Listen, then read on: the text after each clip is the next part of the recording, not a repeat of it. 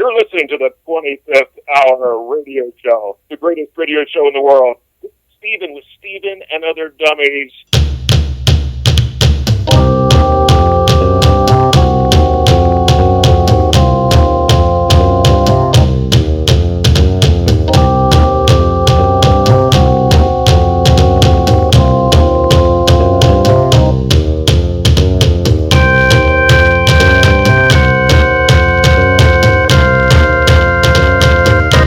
The 25th Hour Radio Show.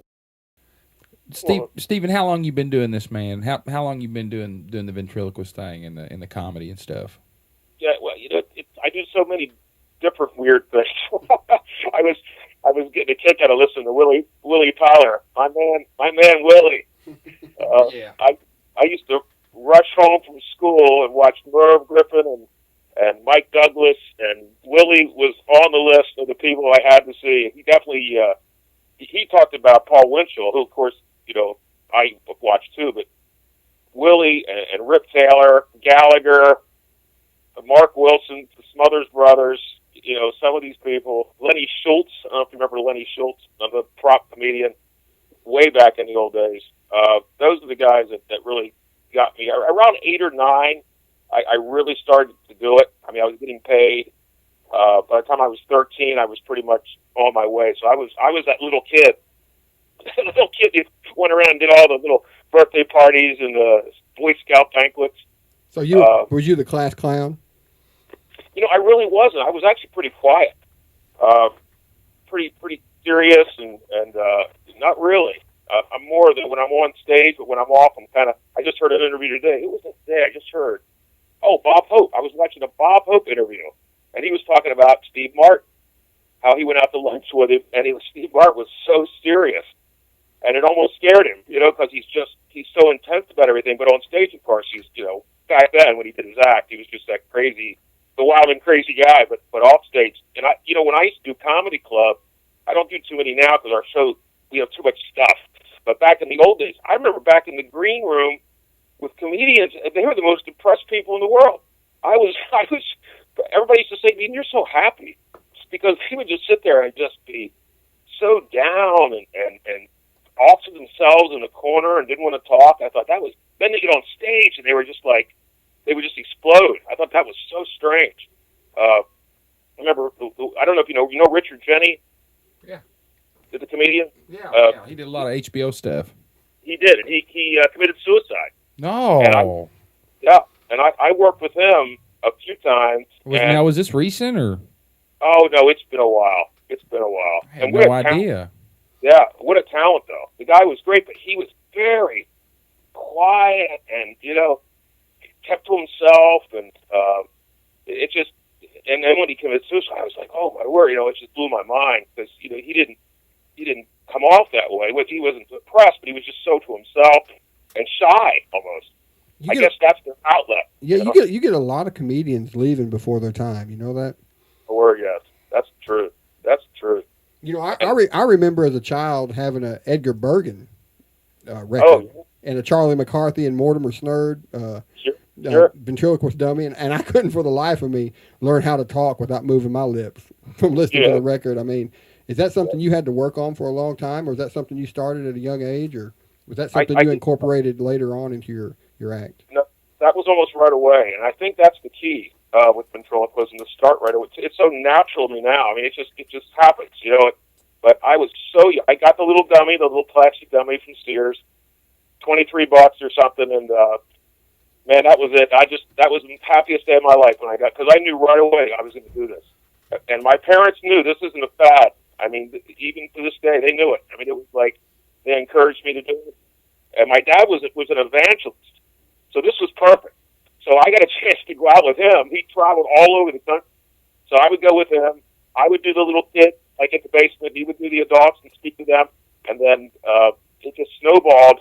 I got an agent. It just happened. It just just like that. It was pretty quick.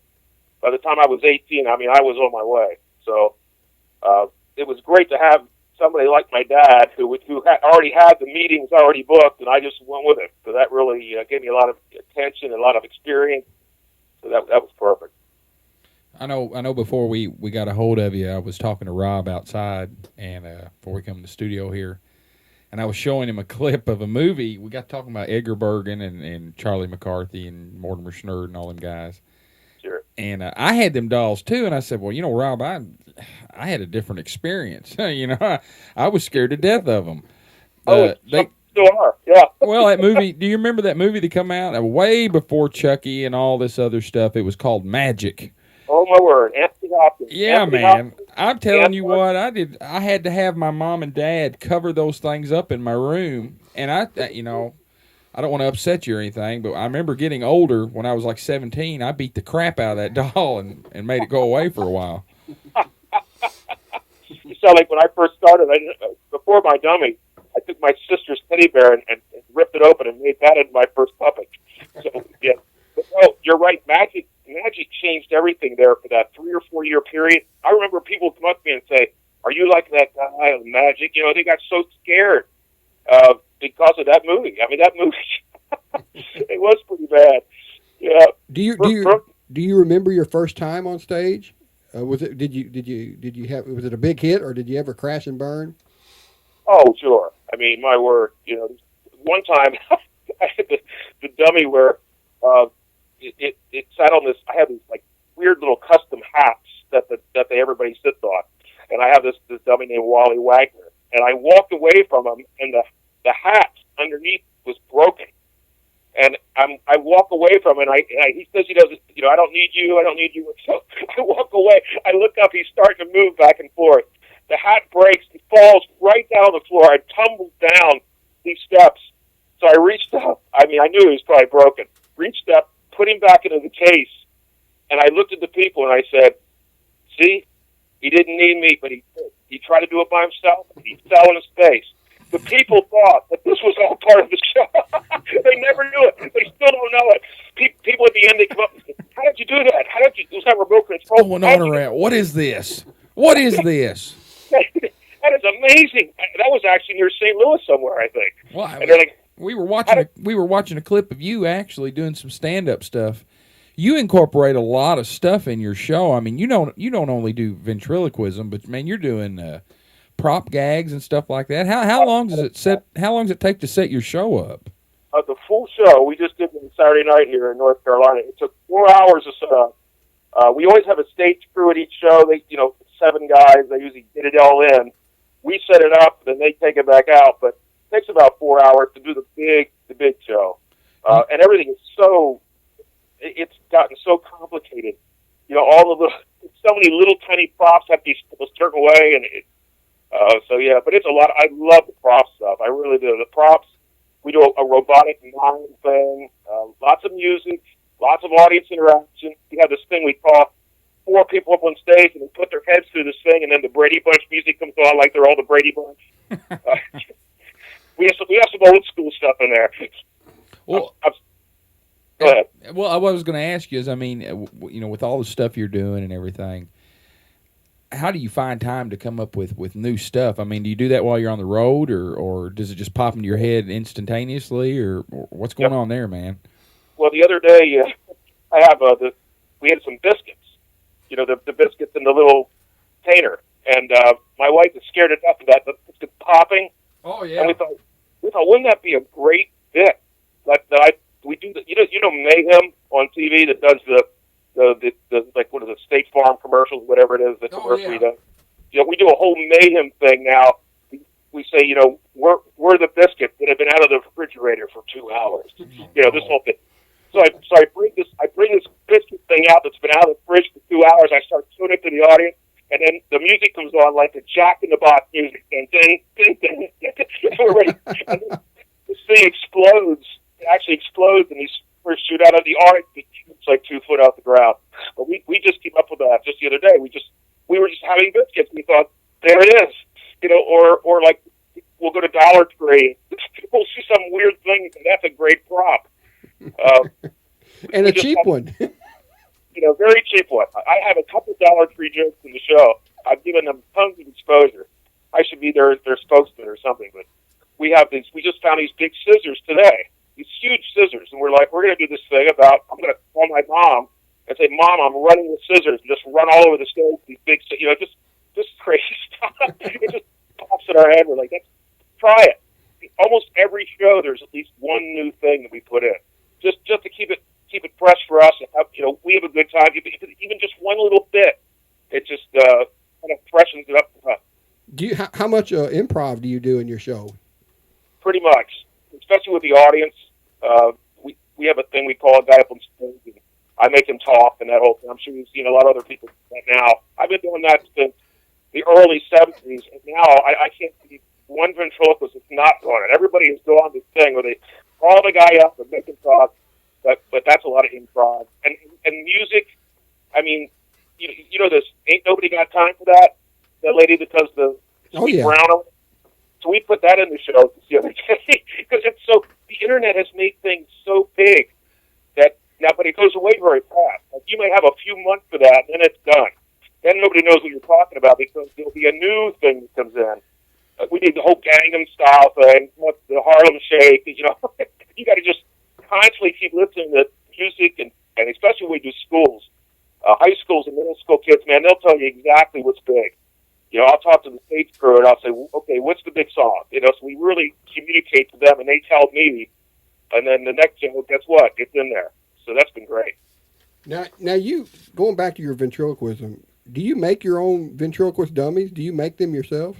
Yeah, some we do. I had a guy named Kelly Mann who toured with me for a while. He actually worked on all the Elm Street movies. He was a special effects guy. He did a lot of movies. He is just an incredible. I don't know what you call him. He makes puppets, but he makes special effects, and he works for these haunted houses now. And makes all these things for them all over the country. Great guy. He's made a few things. I made a few things.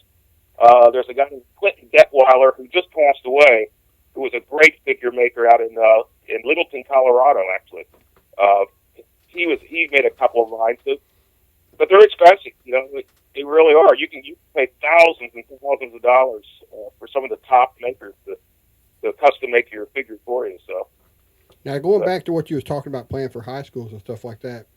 Now you do a lot of those shows, and it's like an anti-bullying program, right? It is. We do the show, we have class with the students, but when you get to the serious parts, you can hear a pin drop. It's amazing how comedy, once you get them laughing, you can really tell them anything, and they'll listen. It is just amazing. I mean, I've had kids crying after the show, coming backstage after a comedy show. It doesn't make any sense, but we really talk about friendless students, which is huge right now. I am seeing so many. We are so connected with Facebook and the internet, but yet there is such a disconnect going on right now. I can't explain it. It doesn't make any sense. We really have a lot of respect for that you're going around doing that. Well, we love it because that's our passion. To make people laugh at a night show, at a kick show, at a thing is okay, but when you can give somebody something that lasts forever, well, that's a whole other thing. We had a newspaper reporter call us. They did a story at a high school in Ohio, and we took off. The newspaper reporter calls me that night. She says, "Man, did that method hit home. There's a kid in the lunchroom that every day sits in the corner by himself, doesn't even eat." Well, that day, one of the most popular seniors that sit over here with the popular people gets up out of his chair, goes over to the kid, puts his arm around him, and he says, "You listen to me. From now on, you're sitting with us." When I heard that, I said, "Now that's the kind of thing that keeps me going." That senior stepped up and made a difference in that kid's life just because of something he heard at a comedy show. I mean, it's crazy, but that's the kind of thing. I kids come up to me that haven't eaten in like 3 days. I've had kids come up to me say, "I don't even have a house. I'm homeless, but I'm coming to school." I'm seeing that more and more, which I never saw before in the old days. So, and of course the bully thing, the kids are, the kids come up to you and tell me, we're picking this up from the adults. It's you guys we're seeing at Walmart and driving, that's what's making us, we don't just come up with this. We're learning it from the adults. So that of course is very sad.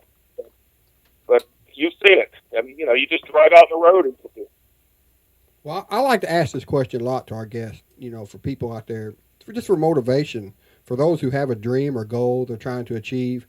What did you do when times got tough? Was there ever a time you felt like giving up, getting a regular 9 to 5? And what did you do, or what helped you get focused in making your dream a reality? I think you always hear never give up, and just go up. Don't complain, and don't explain. Just work. Find something you want to do. If you love something, you will try to the ends of the earth, and a lot of prayer, a lot of prayer, especially in the economy. Sometimes show business is the first thing to go when the economy gets bad, especially in the schools. And it's so sad that they don't have the money. We had a base, an Air Force base or an Army base, I forget what it was, in Kentucky, that wanted to bring us in and didn't have any money to do it. And I'm thinking, what? These kids have a lot of their kids or their parents were overseas, and I'm thinking, that doesn't make any sense. Mm-hmm. That they can't afford, and we stopped our price way down and they still couldn't do it. So that's sad. I hate seeing that, but the last couple of years, things I've never seen when it comes to the economy. And, of course, everything else is so sky high. We're trying to work with people. But no one's working with me when I come to the $4 a gallon diesel. Yeah, I was getting ready to ask you that. Since you're out on the road so much in your tour bus, I mean, how much of the year do you spend out on the road? Well, we're on the road right all the time. It doesn't even make sense for us to have a house because we got this buck, Clay Walker, who's a country singer, and it has two bathrooms. It's crazy. A big master bedroom. It's got the kitchen, full kitchen. We're thinking that's just living this. Well, because in the South or in the wintertime we go down south, so we can beat the weather. So it's actually been great. We love it. Well, how rewarding is it now that you've achieved your goal? You're doing what you love to do, your passion. How rewarding is it to stick with something and not give up? It's neat. I've seen, like I talked about Willie Tyler. Well, of course, I'm getting the other side of this now. I'm getting kids saying that I'm doing this because of you, and that's really great. That they saw me on like the Statler Brothers, or ages ago, or they saw a live show. Even a buddy of mine was out in Vegas and saw Terry Fader, who won America's Got Talent. He's got the theater thing out in Vegas. Oh yeah. He was talking to him and said Terry saw me in Florida, and he walked out of that theater and he said, "That's what I'm going to do right there." So that kind of stuff is just really, really cool. And go ahead. YouTubes have been crazy. Kids, get on there now. Of course, they get addicted to the YouTubes. Facebook, we've got our own Stephen and Other Dummies on Facebook. So that's been that's just changed so much with the internet. I'm still trying to, understand the whole thing. It's just crazy. Well, where are you heading to next? What do you got up on the gig list? We're going to Ohio. We're in Akron, Ohio, near New Philadelphia, Ohio, Cambridge, Ohio, and then over to Pennsylvania for some shows. And my nephew's getting married, so I'm going to go out there to around Lancaster, Pennsylvania, to see my nephew get married, and then we'll probably head back out into the Midwest. And like I said, the whole fall will be way out in Illinois, Indiana, Missouri, all around the big arch up. Do they still have the Under the Arch festival thing or whatever? Oh yeah, as far as I know.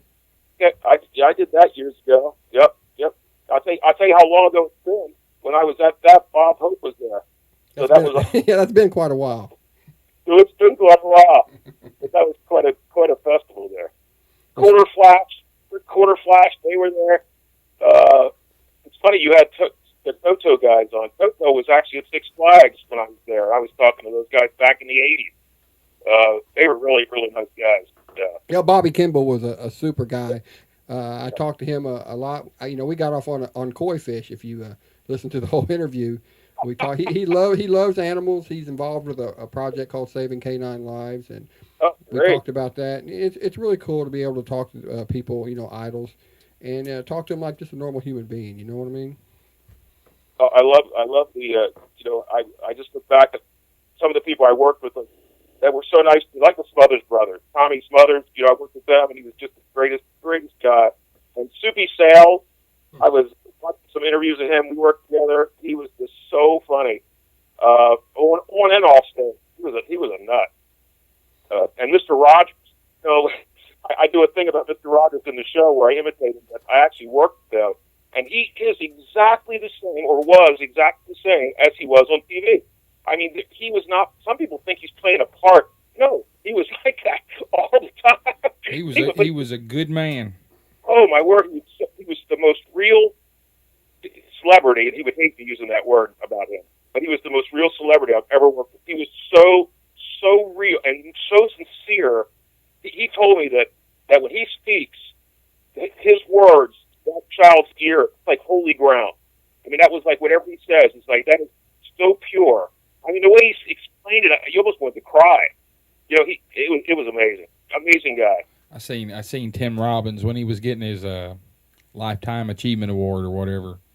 I think Tim Robbins was the one introducing him, and he come up, and I don't know if you've seen that speech or not on YouTube or whatever. You was talking about YouTube. I'm kind of obsessed with that myself. But sure. Check that out, man. That is totally awesome. The speech that Mr. Rogers gives at the I don't know if it's the Daytime Emmy Awards or whatever, but I mean he puts the whole crowd into tears. You're thinking, man, this is Mr. Rogers, and he's real, man. The show we had with him was all adult, and he started to sing some of the songs, and there were people, grown businessmen, crying. I mean, it was so intense. It was great. It was a moment, you know. So I'm glad I had a chance before he passed away to see him and meet him. It's great. Well, Stephen, we're almost out of time. We want to thank you once again for joining us on the show. It's our pleasure, and we'll be checking you out quite often. And if you're ever up here in Illinois, and you said you would, we'll try to check your show out. Oh, that'd be great. We'd love to have you there. Well, thanks again, Stephen. Thank you, Matt. Have a good man.